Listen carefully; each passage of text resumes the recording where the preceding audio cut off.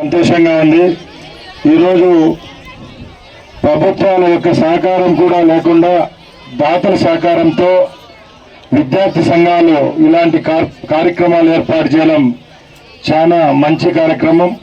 ఎందుకంటే ఏ స్వార్థము లేకుండా విద్యార్థుల్లో అయితేనేం బాలబాలికల్లో అయితేనేం వాళ్ళ యొక్క ఆరోగ్యపరమైన సమస్యలను అలాగే మానసికంగా దృఢంగా ఉండే కార్యక్రమాలను చేపట్టడానికి ముందుకొస్తున్న సంస్థలు చాలా ఉన్నాయి. దానిలో ఏఎస్ఎఫ్ అని మీ అందరికీ తెలుసు.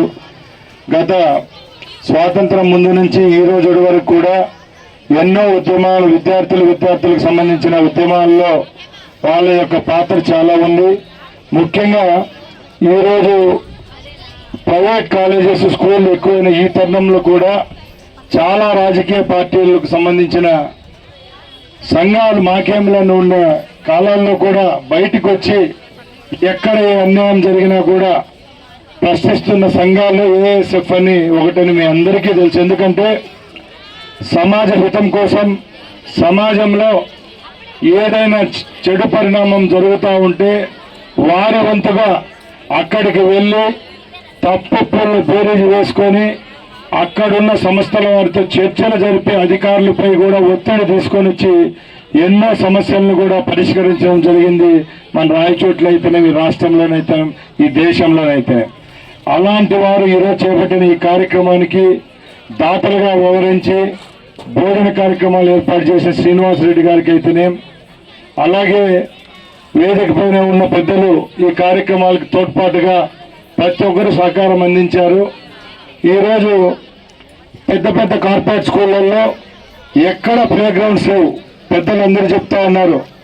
కేవలం చదువు కోసమే ర్యాంకుల కోసమే ఈరోజు మన తల్లిదండ్రులు అయితేనే మనమైతేనే మన బిడ్డల పైన బరువు పెడతానమే తప్పగా వాళ్ళ యొక్క భవిష్యత్తులో రాబోయే మానసికంగా వచ్చే సంఘర్షణలు తట్టుకొని వాళ్ళు తట్టుకునే విధంగా శారీరకంగా మానసికంగా దృఢంగా ఉండాలని ఎవరు పట్టించుకోవడం లేదు. మీరు కూడా పిల్లలు కూడా మీ తల్లిదండ్రులను అడగాల.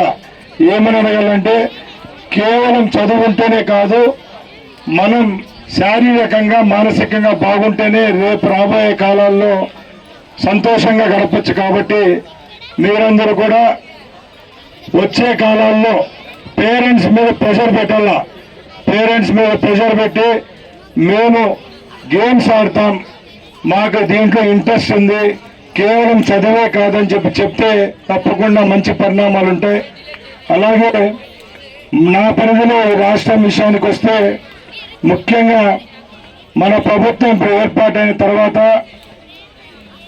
ఇక్కడున్న బాలబాలికలకు సంబంధించి రాష్ట్రంలో తప్పకుండా అన్ని విద్యా సంస్థల్లో ప్రైవేట్ అనుకోండి గవర్నమెంట్ విద్యా సంస్థల్లో విద్యాశాఖను అలాగే స్పోర్ట్స్ అథారిటీ ఆఫ్ ఆంధ్రప్రదేశ్ను కలిపి తప్పకుండా రోజుకు 45 నిమిషాల నుంచి 1 గంట వరకు ప్రతి ఒక్క పాఠశాలలో క్రీడను ఒక భాగం చేసే విధంగా రాబోయే కాలంలో చర్యలు తీసుకోవడానికి సిద్ధంగా ఉన్నామని తెలియజేసుకుంటున్నా. అలాగే ముఖ్యంగా నేను మంత్రిగా వ్యవహరిస్తున్న రాయచోటి నియోజకవర్గం నుంచి మన అధ్యాపకులకైతేనే విద్యా సంస్థల యాజమాన్యులకైతేనే ప్రతి ఒక్కరికి నేను కోరుతున్నా, ఆ మార్పు అనేది మన రాయచోటి నుంచి మొదలు కావాలా. మనం ఎక్కడికి పోయినా గర్వంగా చెప్తూ ఉంటాం, మన ప్రాంతం నుంచి ప్రతి ఒక్క సంవత్సరం వందలాదిగా మెడిసిన్ సీట్లు వస్తూ ఉన్నాయి, ఇంజనీరింగ్ సీట్లు వస్తూ ఉన్నాయి. అలాగే ఐఏఎస్లు గ్రూప్ 1 గ్రూప్ 2 ఆఫీసర్లు కూడా మన రాయచోటి ప్రాంతం నుంచి ఎక్కువగా ఉన్నారు. అలాంటప్పుడు శారీరకంగా మానసికంగా దృఢంగా ఉండేదానికి మన పాఠశాలలో ఏ ప్రాంతం అయితే మన రాయచోటు ఉందో ఆ ప్రాంతాల నుంచి మార్పు మొదలవ్వాలని ఇక్కడున్న అధ్యాపక బృందాలకైతేనే విద్యా సంస్థ యాజమాన్యులకైతేనే మేము అందరినీ కోరుకుంటున్నా. ముఖ్యంగా ముందు పెద్దలు చెప్పినట్టు మన ప్రాంతంలో ఎక్కడ క్రీడలకు సంబంధించి ఏ విధమైన ఫెసిలిటీస్ లేవు, ముందు నుంచి కూడా చూస్తూ వస్తున్నాము. కాబట్టి తప్పకుండా రాబోయే కాలంలో రాయచోటి నియోజకవర్గంలో ఎక్కడెక్కడ ఏ కార్యక్రమాలు చేపడితే క్రీడా రంగం అభివృద్ధి చెందుతుందో ఆ చర్యలు తీసుకునేదానికి నేను సిద్ధంగా ఉన్నా. అలాగే రాయచోటి నియోజకవర్గంలో మన రాయచోటి పట్టణానికి సంబంధించి స్పోర్ట్స్ ట్రాక్ అయితేనే ఏ గేమ్స్ ఆడితే ఎక్కడెక్కడ ఏ ఫెసిలిటీస్ కల్పించాలా, ఏ క్రీడకు సంబంధించిన అవకాశాలు ఉన్నాయి, అక్కడ ఎవరైనా పిల్లలు ఎవరైనా ఉంటే నేషనల్స్ ఆడేదానికైతేనేమి, ఇంటర్నేషనల్ క్రీడలు ఆడేదానికైతేనేమి ప్రోత్సాహకంగా ఉండేదానికి చర్యలు తీసుకునేదానికి నేను సిద్ధంగా ఉన్నానని తెలియజేసుకుంటూ